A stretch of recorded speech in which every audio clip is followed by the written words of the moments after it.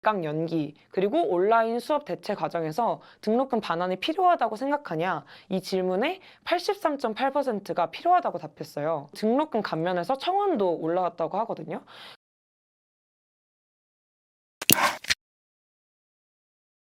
네, 안녕하세요. 서쌤의 보충수업 서쌤입니다.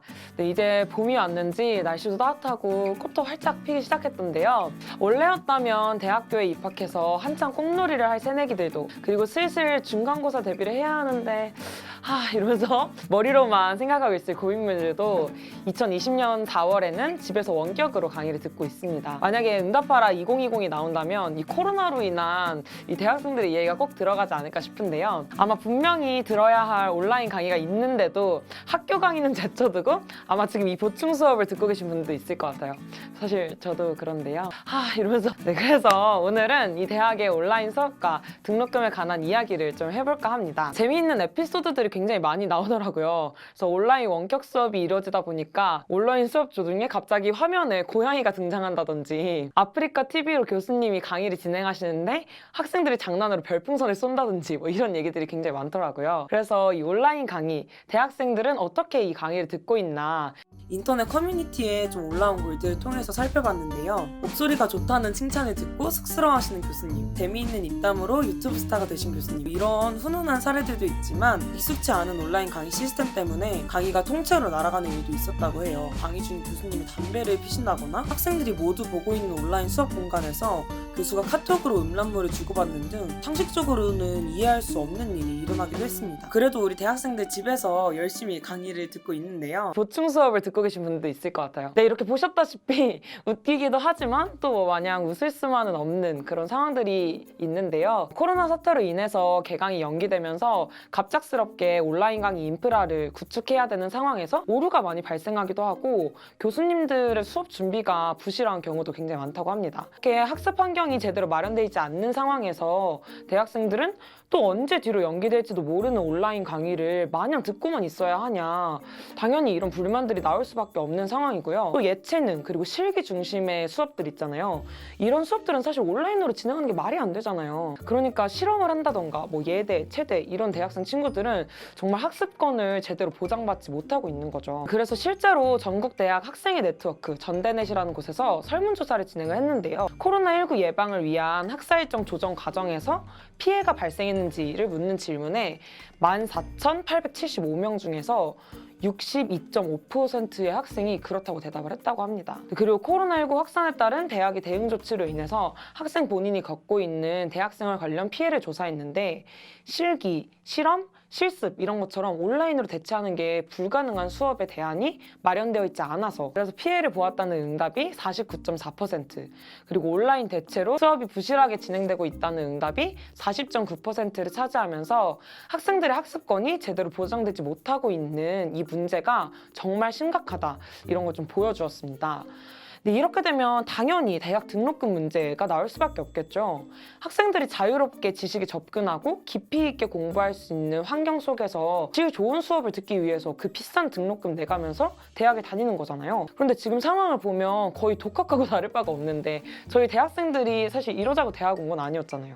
당연히 온라인으로 전환하는 과정에서 그게 가능한 환경을 만드는데 또 대학에서 드는 비용이 있을 거예요. 근데 또 한편으로 우리가 대학의 주요 시설들을 이용하지 않으니까 뭐 전기비, 수도세 뭐 이런 데에 해당하는 시설 유지 비용이 당연히 줄어들겠죠? 재정에서 당연히 이런 플러스와 마이너스가 있을 거라는 걸 저희 대학생들도 다 알고 있잖아요. 근데 그러면 온라인으로 진행하는 걸로 전환되면서 얼마가 추가 비용이 발생했고 또 시설 유지 비용은 얼마나 줄었는지 그 예산 사용 내역을 투명하게 공개해서 사용되지 않은 시설 유지비 그 차액을 이후에 돌려주거나 아니면 하반기 등록금에서 감면하는 그런 대책들을 내놔야 될 거 아니에요, 대학에서.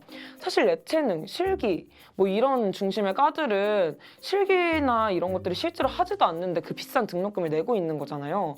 그러면 당연히 그거에 대한 합리적인 이유를 들어야 되는 거고 제대로 된 온라인 시스템도 없이 막 유튜브, 아프리카 TV 이렇게 수업 수업을 진행하기도 하는데 얼마가 들어가길래 등록금 반환을 안 해준다고 하는 건지 진짜 합리적인 이유를 들어야 되는 거죠. 그래서 각 대학 학생회에서 이런 목소리가 좀 나오고 있고 또 일부 정당에서도 이런 얘기를 좀 꺼내기도 하던데요. 하지만 부실한 강의로 학생들이 학습권을 보장받지 못하고 있는 이 상황에 지금 대학과 교육부가 내놓은 입장은 굉장히 무책임합니다.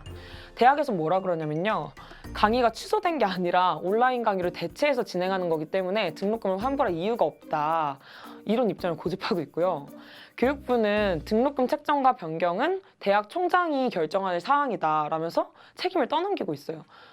그러니까 사실 대학과 교육부가 이렇게 대안을 내놓지 않는 상황에서 이 비싼 등록금을 부담해야 하고 또 그에 따라서 당연하게 보장받아야 됐어야 될 학습권을 침해당한 대학생만이 오롯이 그 책임을 떠안게 되는 거잖아요. 그런데 여러분 그거 아세요? 고등교육법 아래 대학 등록금에 관한 규칙이 있어요. 그래서 규칙 제2조를 보면 1항에 수업료와 그 밖의 납부금 이 두 가지를 합쳐서 등록금이라고 부르는데 이걸 정할 때 등록금 심의위원회를 두게 돼 있어요. 그런데 이 심의위원회에 구성이 어떻게 되냐 보면 학생위원회 수를 전체 심의위원회 위원수의 10분의 3 이상이 되도록 해야 한다. 이런 규정이 있습니다.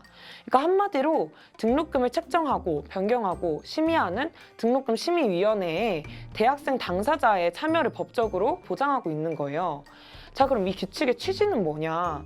대학을 다니는 대학생 당사자의 이야기가 등록금을 책정하는데 반영이 되어야 한다. 이 얘기잖아요. 학위를 주고 고등교육이라는 걸 사실상 독점하고 있는 건데 대학이. 근데 이런 대학에서 학생들을 상대로 어마어마한 이윤을 남기는 장사를 하지 마라. 이런 장사를 할 게 아니라 학생들이 수업을 듣기 좋은 환경을 만들 수 있을 만큼 합리적인 등록금을 책정하라 라는 거잖아요. 그 취지부터가. 그리고 이 규칙 제3조 제1항을 보면 천재지변 등록금의 납입이 곤란하다고 인정될 때에는 학교장이 등록금을 면제하거나 감액할 수 있다. 이렇게 써있기도 하고요. 5항을 보면 학교의 수업을 전학기 또는 전월의 전 기간에 걸쳐 휴업한 경우에는 방학의 경우를 제외하고 해당 학기 또는 해당 월에 등록금을 면제한다. 이런 규정도 있어요.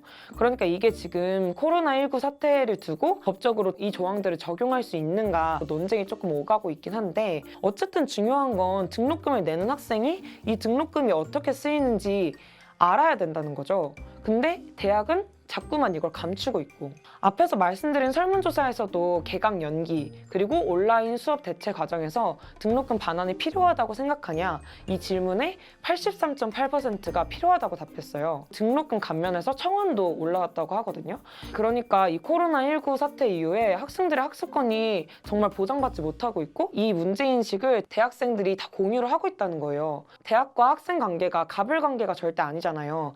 대등한 위치에서 등록금 책정과 결정에 참여해야 된단 말이죠. 부모님이 아니면 자기가 진짜 힘들게 벌어서 내고 있는 등록금이고 당연히 그게 어떻게 사용되는지 알아야 되고 그리고 내는 만큼 학습권을 보장받고 학교 시설, 그런 인프라 이런 것 이용할 수 있는 권리가 당연히 있는 거잖아요. 저는 저희 대학생들이 더 자신 있게 학교 본부에 예산 공개하라 그리고 학습권 보장하라 그리고 사용 안 한 돈 돌려줘라 이렇게 말해야 된다고 생각해요. 사실 등록금 지금보다 더 비쌀 수 있었거든요. 근데 이거를 당시에 대학을 다니던 대학생들이 등록금 이렇게 비싸면 안 된다 반값 등록금 해라 이렇게 사회적인 여론을 만들고 이걸 실현하라고 정부와 대학이 요구하고 그리고 촛불을 들어가지고 지금 국가장학금이라는 제도가 보완적으로 마련이 될 수 있었던 거거든요. 그리고 등록금 심의위원회에 학생들의 참여가 법적으로도 보장될 수 있었던 거고요. 그러니까 우리가 얘기하는 만큼 그리고 우리가 목소리를 모으는 만큼 우리의 문제 그리고 사회의 문제가 바뀔 수 있다는 거예요. 그러니까 지금 우리가 겪는 문제들을